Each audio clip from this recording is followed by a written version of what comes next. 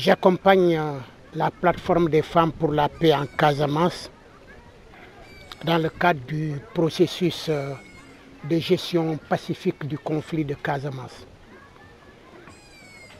Et c'est dans ce cadre précisément que je suis présentement ici pour vous apporter les mots de la plateforme. Ces mots d'abord portent sur les remerciements à l'endroit des responsables des coalitions politiques qui ont accepté de faire adhérer leurs jeunes à ce projet de rencontre amicale autour du ballon rond, qui est l'instrument le plus universel, parce que partout ailleurs à travers le monde, le football se joue avec le ballon rond. Donc c'est un grand facteur d'unité et d'unification.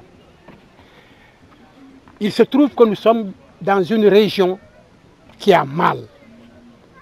Son mal est lié à la difficulté que nous connaissons depuis 1982. Et nous ne souhaitons pas ajouter à ce mal profond d'autres maux qui peuvent hypothéquer l'avenir de notre pays et particulièrement l'avenir de sa jeunesse. C'est pourquoi nous travaillons à ce qu'il y ait une fraternité entre les jeunes, qu'il y ait une fraternité concitoyenne. Vous êtes d'Oussouye et vous ne souhaitez pas remplacer Oussouye contre une autre ville. Donc vous êtes tous condamnés à vivre ensemble. Et si on doit vivre ensemble dans la paix. Il est vrai que dans ce monde-là, la compétition est partout. La compétition, elle se fait au plan politique, elle se fait sur les bancs de l'école, elle se fait à l'université, elle se fait partout. Mais la compétition n'a jamais signifié l'animosité. La compétition, c'est pour un moment une confrontation d'idées, une confrontation de programmes lorsqu'il s'agit de politique, pour enfin que le peuple choisisse le meilleur. Et c'est pourquoi nous avons pensé que vous, les jeunes, vous devez effectivement vous approprier cette culture de la paix, cette culture de la compétition pacifique. Parce qu'à y regarder de près, le clou de la compétition, c'est un jour. Passer cela, bien entendu, on va à ses besoins, on fait autre chose.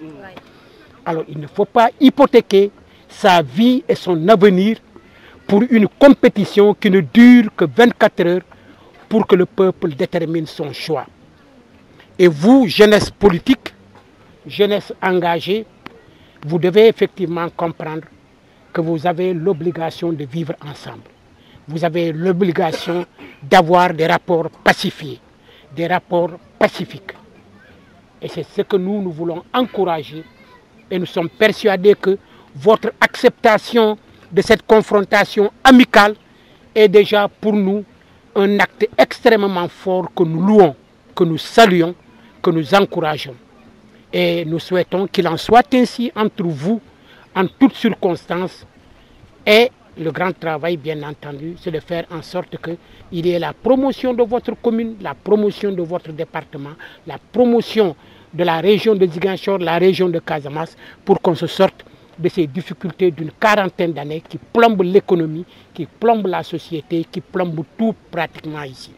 Voilà un peu le message que j'avais à vous adresser au nom de Mme Ndeye Marie Thiam, présidente de la plateforme, absente du territoire régional, elle est à Dakar. Sinon, c'est elle qui serait là pour vous apporter ces mots. Nous sommes en compagnie de responsables de la plateforme, dont Mme Léonie Gomis qui nous accompagne, Bakary Sagna aussi qui nous accompagne. Nous voudrions vous remercier et remercier à travers vous les différents responsables qui ont accepté véritablement de se livrer à ce jeu-là, à cet exercice qui est un exercice salutaire pour que véritablement triomphe cet esprit de vivre ensemble dans la paix.